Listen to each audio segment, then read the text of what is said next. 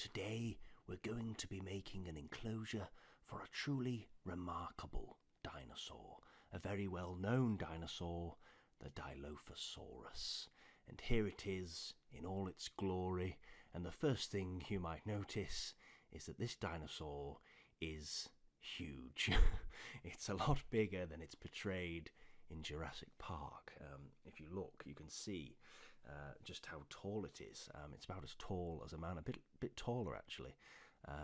When you think of things like lions and tigers, grizzly bears or polar bears, you know, it really is a big carnivore.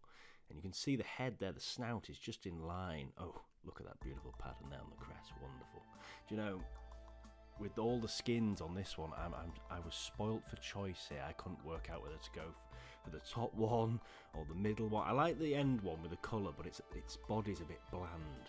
So I was like, do you know what? I think I'm going to go for the middle one. And that's the one I think I choose to go with in the end. Just like the patterns on the body. Very nice. So we're going to have a male and a female. And let's get started. So here we are on the jungle map. I think we're in Costa Rica. And I put the animals in first thing to get a feel for how big they are. I don't want to make the map too small or too large. So what I'm going to do is I'm going to use the landscape to my advantage again, somewhere to start off. So this lovely river here, I've decided we're going to make a waterfall over here. So I'm just putting in some rocks to get the base of where the waterfall's going to go. And that water is going to flow down through this river that's already put in the game. So I'm just going to work around that. So we're going to put some rocks in here, fill up this river with boulders that would have come falling down the waterfall as it's eroding. And yes, and the reason I've chosen a tropical rainforest map is because I was doing some research on what kind of environment they may have lived in, and it said that they found plants and I think it was freshwater snails and other invertebrates that suggested that maybe they lived in tropical rainforests, kind of habitats like that, or swamps. So we're giving them kind of a swamp. We've given them this nice flowing river, so plenty of water for them, and then we're giving them the jungle habitat as well. So we've got a nice variety for them. Okay, so here we're going to make a cave, a nice little shelter for the pair.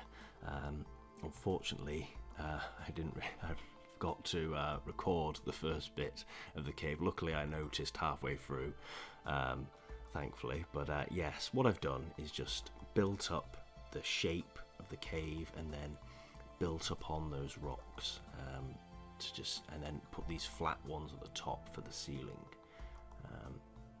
So there you have it, and a pillar there for a bit of support, as if it may be a stalagmite that's joined to the one on the ground. What is it? Stalagmite and stalagnite. I think stalagmite's the one that comes down. Stalagmite goes up, I think it is.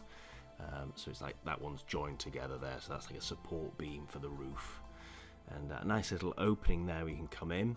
And then at the back is some glass panels for the guests to watch the dinosaurs inside their cave.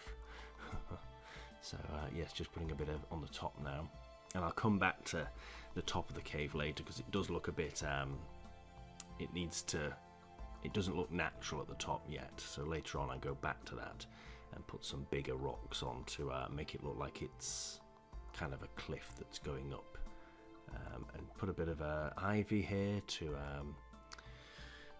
make it look natural and overgrown. And that's where the guests can go in and see the dinosaurs fast asleep, and it gives them somewhere to relax and chill, get out of the intense humid heat if it's too much for them in the middle of the day. Put a few more rocks on the top there, make it flow. Lovely. And a few trees as well, so it looks like the jungle is growing further up there. We'll blend all that in later. Very nice. And then we'll just test to see what he looks like there. Lovely. And this is looking rather nice, this bit. We've put a nice log there in the river, as if it's fell down from somewhere. And here we're just putting in a few more rocks. So it's a very rocky jungle. Lots of hilly areas and rocky areas and trees growing out of them. Yes, very different landscape than the other builds that I've done. It's very different from the desert and the swamp. This is very, it's not flat at all, it's very 3D, three-dimensional. There's lots going on, and it can be quite difficult to build things once you've put things in place and you're trying to dodge around trees and check if you've put things down on the ground. But I do like the rainforest habitat. There's lots of different plants you can put in, and you can just make it overgrown, exploding with different vegetation. It really is great. So yes, I think we're just trying to make here we go. So here I'm going to be making a raised area where the guests can walk above and look into the habitat. So I'm just getting him there and seeing how tall he is, because I want to make sure that I raise it up enough. I don't want them to be able to jump up and attack the guests, or just bob their head over and be able to grab a child or something like that. So I'm making sure that it's definitely tall enough, and yes, that looks about right. And then just curving the path around and the fence.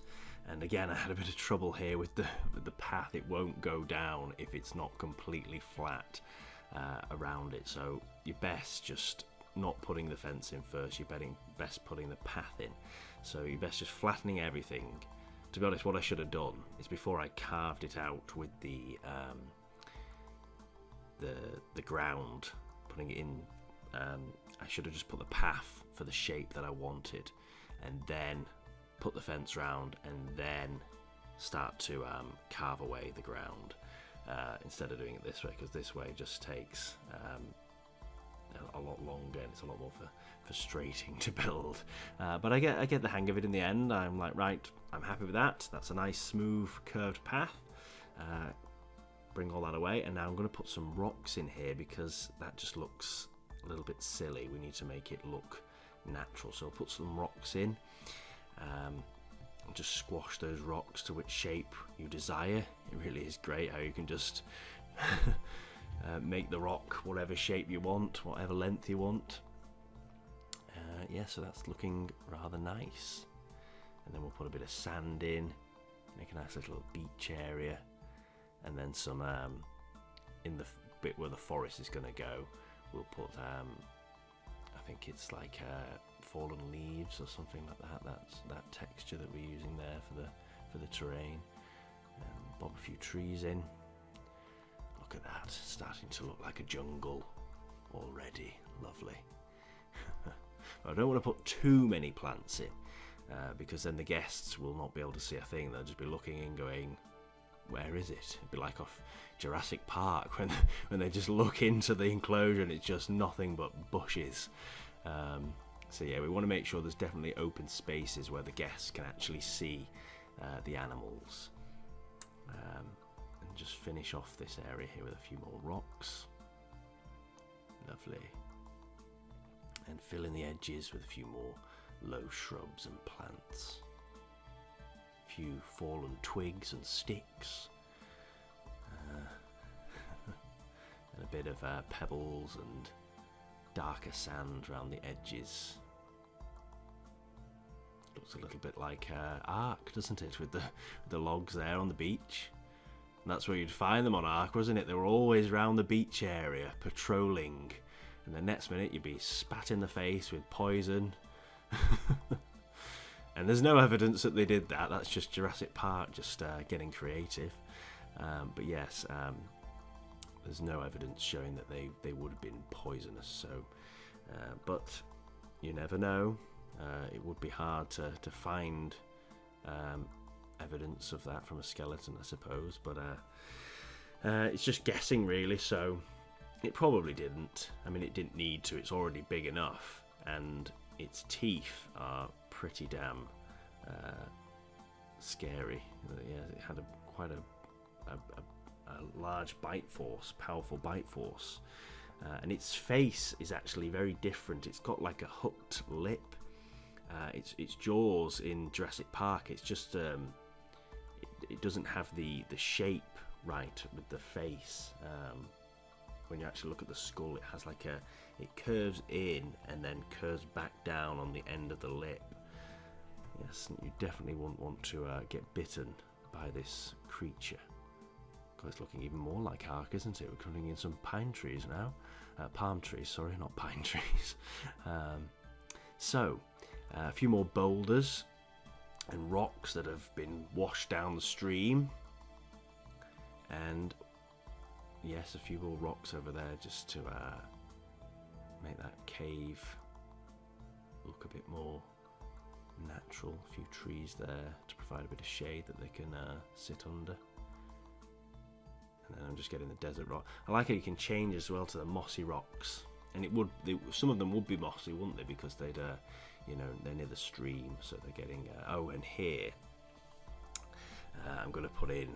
I like this fallen tree.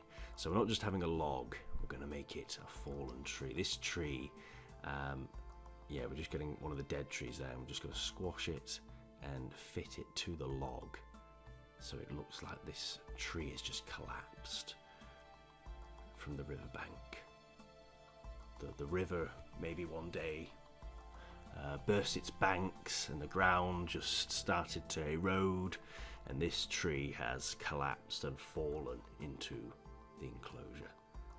Lovely. A few bulrushes there. I know that's from the swamp habitat, but we can have a few, can't we? And then I'm going to make this go down to the ground, make it look like that was the stump where it snapped off. Beautiful. I'm quite happy with that. Yeah, very nice. Okay, so let's get up some facts about the Dilophosaurus. Okay, let's see what we have. So this animal measures up. It comes to 7 meters in length. Now that is quite something. When you think Tyrannosaurus Rex is 12 meters, so it's just over half the length of a Tyrannosaur. So it's a lot bigger than portrayed in Jurassic Park, and it weighs in at 400 kilograms. So that's 880 pounds. I think 500 kilograms is half a ton, so it's nearly up to half a ton. That is heavy. So that gives you an idea of just how big this animal is. It is enormous. If that was on the planet today, it'd be the largest carnivore to walk on the land. And when you think about that, that's pretty impressive. And they lived in North America during the early Jurassic period. So we're making a lovely early Jurassic rainforest.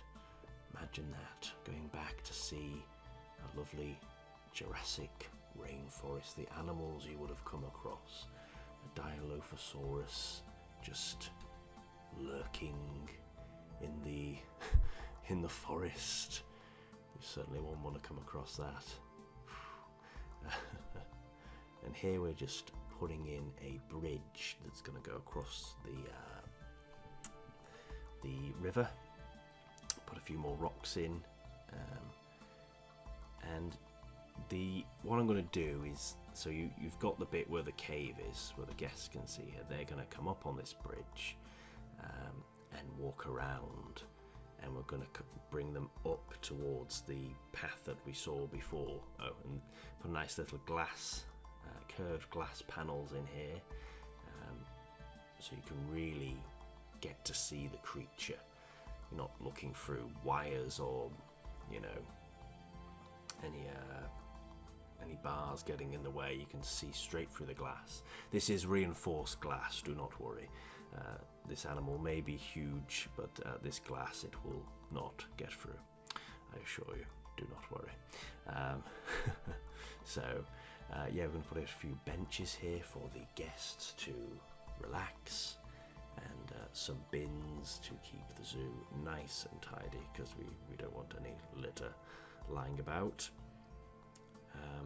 Yeah, and a few palm trees and some bamboo there.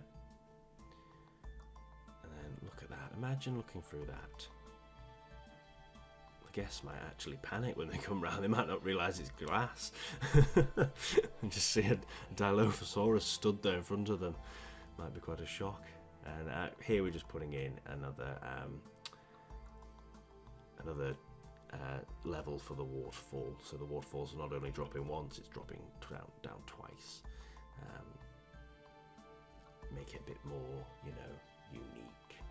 The sound of crashing water coming down in the rainforest. Lovely. Yes, and I'm quite happy with these waterfalls. I'm getting a bit more used to them now. It's quite simple. You just put in that bit, you can stretch it, and then just put the splashes down at the bottom, put some rocks around it and mould it so it, you know, feels more natural. And there you have it. There is our waterfall.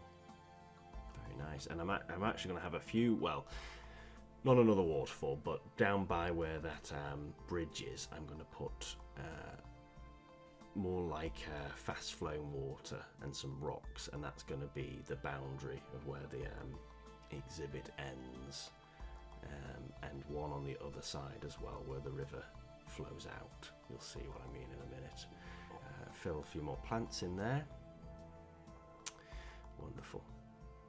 So what probably makes this dinosaur so iconic and recognisable are those two head crests on top of its head, and those would no doubtably be used for display, probably for mating, but possibly maybe for I don't know, making them look bigger as well, but it's probably for mating. When you look at it, it's on the head, and when you look at birds today, what they do, they use all sorts of different displays of colour and things like that for mating. So it's possible that this dinosaur used bright colours on those crests to attract a mate.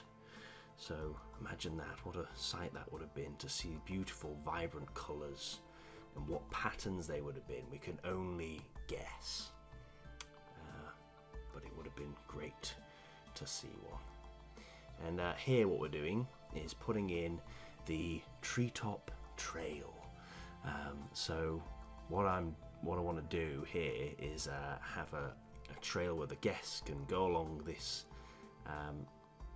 raised up platforms and walk through the jungle in the canopy, so they can immerse themselves in the exhibit and actually feel like they're in the jungle. You know, they're not looking into the enclosure anymore, they're inside it, walking through the trees in the canopy, and the trees themselves are going to be the support for the actual platform. So you can see the trees are going through the middle of those circular platforms there. That's keeping them supported up. I'm going to put a few support beams underneath attached to the tree to the bottom of the platform later on. But for now I'm just getting a feel for where everything's going to go. And it is quite difficult because once you put the trees in, they're in the way a bit then, and you're trying to figure out where everything's going. So here I'm going to have a little bit of an opening in the forest with this dead tree. So that's why it's an opening. This tree would have been once full of vegetation, but now it's dead. So there's a big patch of ground with sunlight, and all the plants are now fighting for light in this section, all in a race trying to get as much light and competing with one another to get to the top and fill the space that this giant tree once did. So yeah, I'm just putting at the top here another level, and this will be filled with trees to make it look like the jungle doesn't just stop there, it carries on to really give the guest the feeling, you know, being immersed in the jungle, rather than it just, you know, nothing there. Nice fallen log there, a few more plants. Lovely. There's loads of different plants you can choose for the rainforest, but there is another one, and it's on the, I think it's the coastal one, the one with the redwoods, those big tall ferns. I love those trees. They're great.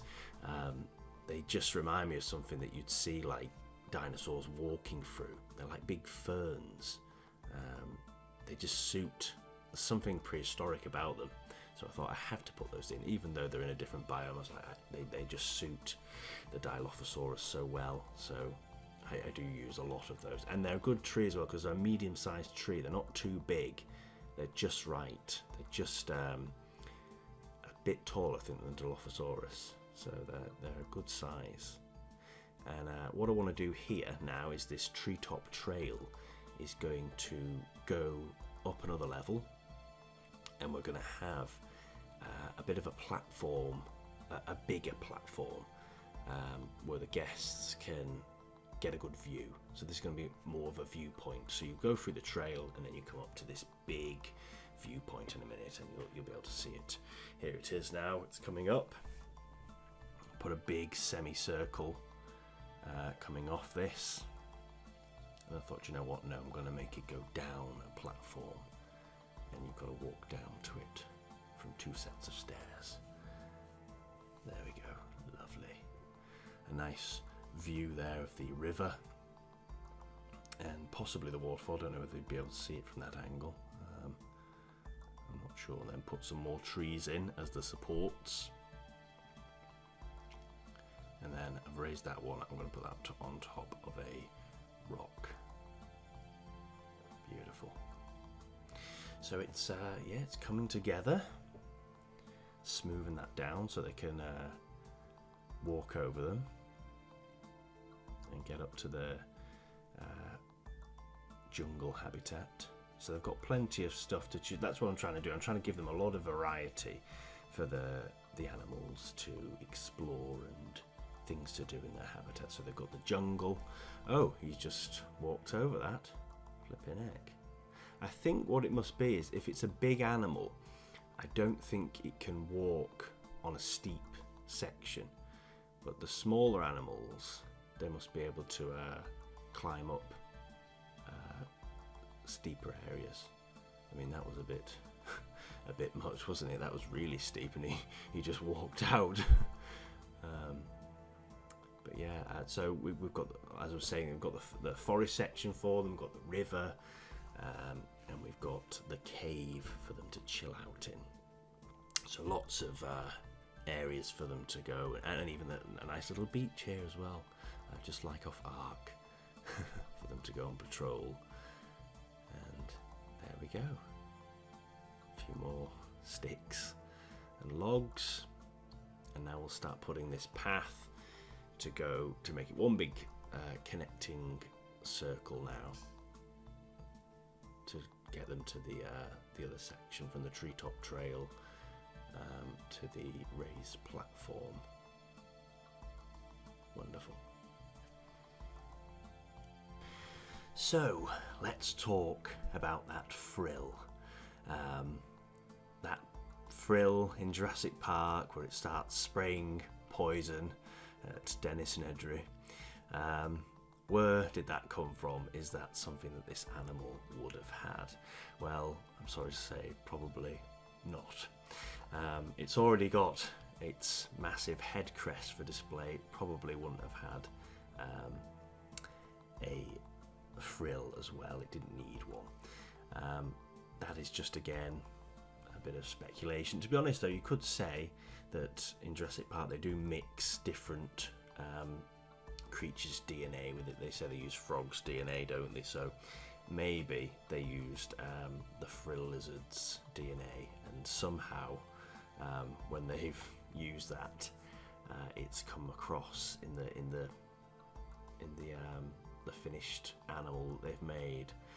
And that's what they say, don't they? They don't make the actual accurate animals. These animals are all mixed with different genes and different creatures, so they kind of get away with it there. But it's funny, isn't it? They make the Dilophosaurus really tiny, and it's actually dead big in real life.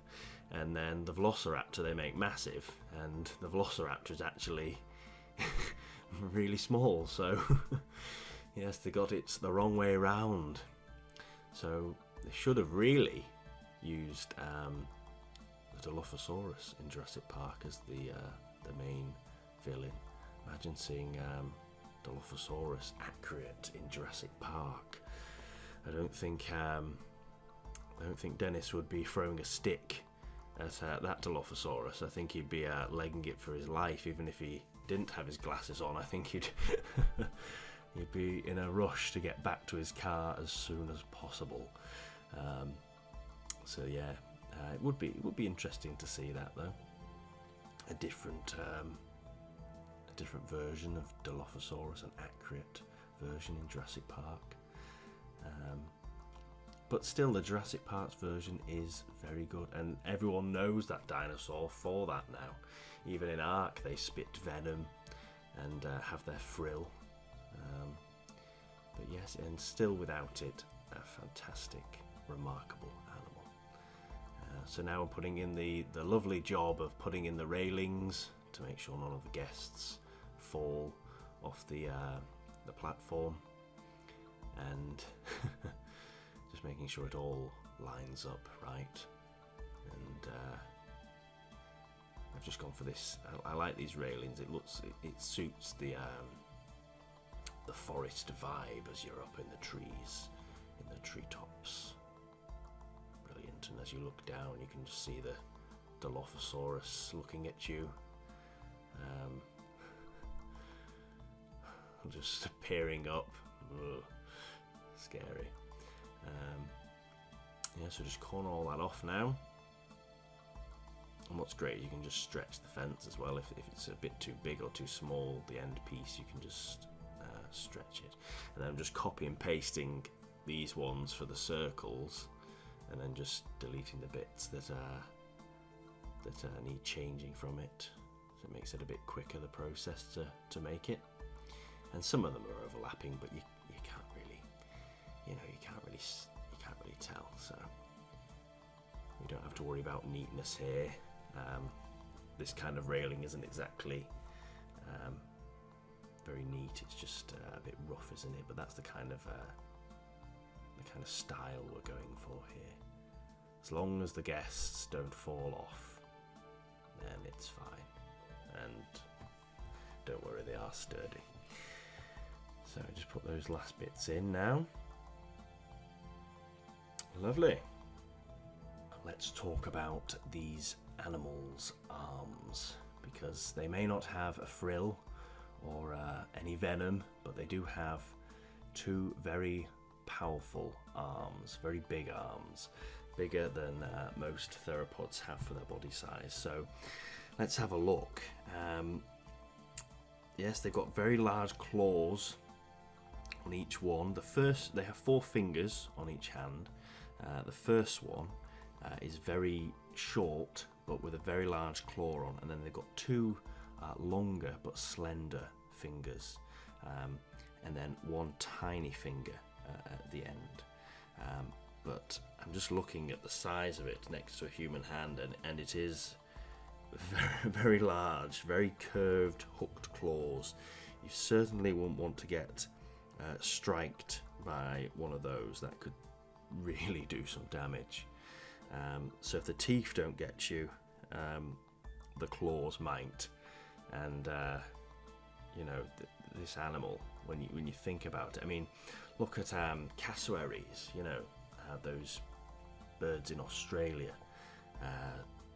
They've got like a black coat, and then they've got, I think it's blue and red on on their neck, and then they have a crest as well. A very similar crest, but not two crests like Dilophosaurus has. So again, you can see the similarity between birds, but cassowaries are very dangerous, and I think people have been injured by that bird, by the claws on their feet, because they kick, and the claws on their feet can cause some damage. And you think about this creature, you know, it's got a mouthful of teeth, and then it also has these incredibly large claws on the hand that can do some serious damage. So it makes you realize when you actually see, you know, what this animal, you know, what it could have been capable of. It's definitely something you won't want to run into. And here I am just putting in some support beams for the treetop trail. And then I decided, you know what, I can't do it under here. I'm just going to put them all down flat and then just put them all together and then start doing it from here. This was a lot easier way to do it. And then just turn them all up, and then you can put them all in like that in one big group rather than separately. And there you have it. A nice support for the platforms. Make it look a bit more, you know, realistic. Make it feel like it's, you know, just get a bit more detail like that. That makes it look more real. So just place those in. Lovely. Yeah, so it's coming together now. I'm quite pleased with this this habitat. So we've had desert, we've had swamp, and now we've had jungle. So we might have to do a different biome next time. So let me know what you'd like to see. Leave a comment down below of what you'd like to see. So here we're just cornering off the exhibit now with a few more rocks and smoothing all that in. It's coming close to getting done this now. And that tree's come down because I flattened it. That's one problem you've got to be careful of. Once you put the trees in where you want, if you flatten the ground, it will automatically bring the trees back down to ground level. And I had a few problems with that later on, but you can no bother. You just can pick them back up and put them back into position. And I'm just blending this area in now to really make you feel like you're in a forest, and stretch the canopy over so you're now really immersed. Put some more plants in, and the trees above that are on the platform above, what I do there, when you look at it from the level of the guest's eye, you can just see gaps going through, and it just looks like it's missing some vegetation. It just looks too bland because I've only got two different types of tree. So what I do is I use the mangrove tree because it's a very bushy tree. So I put that in there so it looks like it's completely overgrown at the top of here. Nothing's been able to get up here because it's I think it's a big cliff, so no dinosaurs would have been able to get up there, or any big animals anyway. So it's going to be very overgrown up here. And then I use these plants to cover the roots of the mangrove so it looks even more overgrown. And then one of my favourite trees, the swamp tree. I know it's a swamp tree, but it looks too good, so I'm going to have to put that in. I do like that tree, and it suits the environment that we're putting in. So yes, and then just finish off here with a few more rocks, because it doesn't look right if you just leave the ground like that. You've got to make it look like the rocks, just make it look more natural. So putting those in here, and then get some ready-made rocks. Get rid of those desert plants. We're not in the desert here, we're in the rainforest, so you can't have those plants here. We can get away with swamp trees, but we can't get away with desert in this kind of environment. And that curves around rather nicely there. Put a few rocks at the bottom so it looks like they fell off as time has eroded the cliffs. A few boulders and then put a few plants in just to make it blend in. A few palms. Lovely. A few bulrushes there. Lovely stuff. Good. And then just finish off this section with some more rocks. And what I'm going to do after this is I'm going to put a few more rocks in the river, because at the front of the river where we was before, there's loads of boulders, loads of rocks, and then I look from a bird's eye view, and I notice, oh, all this section of the river here is completely bare, so I need to, it doesn't look right then, so I thought I need to put a few boulders and things in there, and it just starts to come together, come to life.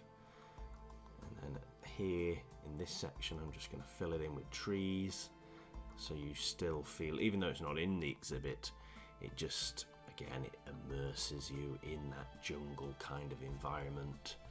And there's my favourite, one of my favourites anyway. I've got so many favourite types of plants in this now. And then just fill in a few trees here just to,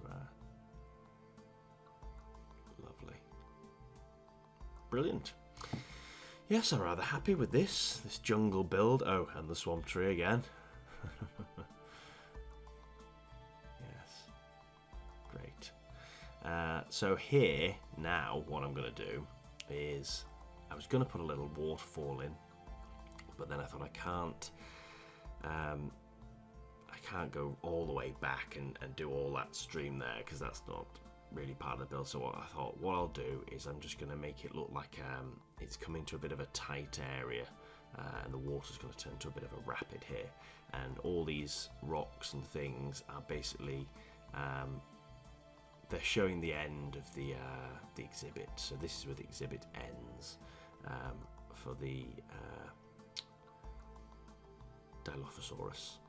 So we've put in a few splashes here where the water is pushing through, hitting the stones, and it just corners off the exhibit. And it means when you cross over that bridge, you're crossing over through the exhibit rather than just looking over one side and going, oh, you know, there's nothing to look at on the other side. So now you've got this nice water feature to look at. And this is where I tried to put it up another level. I thought, no, we'll just leave it at the same level. You can't really tell anyway, even if it was a bit higher. Put a bit of sand in there for the beach, a bit of mud. And I think I move all this later on because when I put in the path going to the treetop trail, it was a bit narrow over here, a bit crampacked. So I move everything over a bit just to give the guests a bit more room, and so it's not so close to the glass, because it was quite tight. So if there's a lot of guests around this area, they might feel a bit claustrophobic, and we certainly wouldn't want that. So yes. Oh God, where did he come from? God. So just put some railings on the sides of the stairs, so the guests don't fall off. Put some rocks under there. Now I did have a lot of trouble over here in this section. I was trying to just get the flow right, and I was struggling where to put the fences and things. I was like, where is this going? Because the treetop trail, sometimes when I was putting the fence in, it went through the stairs. You could see it, and I thought, where can I put this? So I was just messing around for ages trying to get it right, and then I finally decided I'm going to have a section at the side where toilets are going to go. So a nice little toilet stop right here, and there's a sign there just for saying the treetop trail this way. If you're scared of heights or Dilophosauruses, don't go this way. So there's the toilets, and I think that makes it a bit easier this now, so I'm just trying to choose which fence, and I go with this one in the end. I think, right, we'll go with this one. And then I just put this down here, and then put the glass behind it, just because I think it just flows into that fence a bit better, rather than it just going straight from glass to a different type of fence. And then I was going to put these underneath here, and I was like, oh, what am I doing? And then I just thought, no, I'll have this area where you can go underneath the stairs and look through glass panels there into the jungle habitat as well. And then here's where I move all this. Luckily it's all in chunks and groups and stuff. I move it all a bit to the side because it was just it was very close to the glass, so I've just moved it a bit to give a bit more space. I don't want the Dilophosaurus to feel like it's got to literally walk down a corridor with the guests on one side and rocks on the other. I want it to feel like it's got a bit of room to move around. So just grow some ivy over that to blend it in a bit better. Putting in the trees again, and a few more trees in here to just blend it in and make it look more overgrown and natural. Lovely. So yeah, it's coming. It's getting there now. It really is. We've just got to finish off this section now with the rocks. And this section over here with the ending where the water's going to go out. So this is, again, I'm going to put boulders in on this side where the water's falling down and splashing, so the Dilophosaurus can't get out of their enclosure. So we're just trying to make it look natural rather than putting a fence through the river. I think that just looks a bit naff. So instead we've got that, and a few more boulders in the river, because the river over here was looking a bit bland where the rest of it had loads of pebbles and boulders, and it's starting to really look good now. I'm really happy with this. Just a glass panel at the side there, and we're pretty much, yeah, we're getting there. All we've got to do is fill in these plants here, and I'm just putting a rock here because it raises up, and if it just raises up too sharp like that, it wouldn't make sense for the earth to just go up like that. So I'm putting in a smooth area here, and then next to it some rocks. So yes, it's coming together nicely, and fill in a few more plants. This now is all about putting in the plants and making it look like a really overgrown jungle. Trying to make it look as natural as possible, because in this kind of environment you would have plants sprouting out all over the place, and we don't want it to look barren in any areas. We want it to look, the only areas where it would be barren is where the Dilophosaurus would be walking trackways like down there now, what you can see. So I'm just trying to think about where they'd be walking, where would get trodden the most, and where the vegetation would be growing, where it wouldn't. So and then I just get these palms here and just dot them about. A nice medium-sized tree just to place in, and just fill in that rainforest and make it as dense as you can. Not too dense, obviously, but you know, you want it. You want to make it feel like a jungle. And there we go. A few pebbles there. A bit of sand, darker sand to blend it all in, and then we finish it off here. There we go. We put in the last section, and then we'll just raise this up again to put some trees up there, and the Dilophosaurus is out on the grassland, and put in those trees. Lovely stuff. So yeah, we're coming close to the end now. All we've got to do is put the last bits of vegetation in. So I hope you enjoyed this speed build, and if you did, please leave a comment and a like down below, and if you'd like to see the full tour of this habitat, where you can get a more detailed look as if you were a guest walking through the park, I'm going to be putting that out tomorrow. And if you're not watching this as the videos come out, I'll put a link at the end of the video so you can watch it there. And so here we're just going to change this tree. I thought that dead tree was a little bit small for that big clearing that it was taking up, so I thought, right, I'm just going to get a different tree in.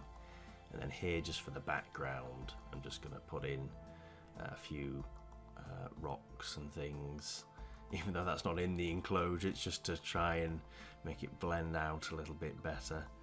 And here I've just got to fix the waterfall, because the waterfall is just the edges there looked a bit you know, you've got to make sure it all blends in. So this is just all tidying up now, and making sure it all just flows nicely.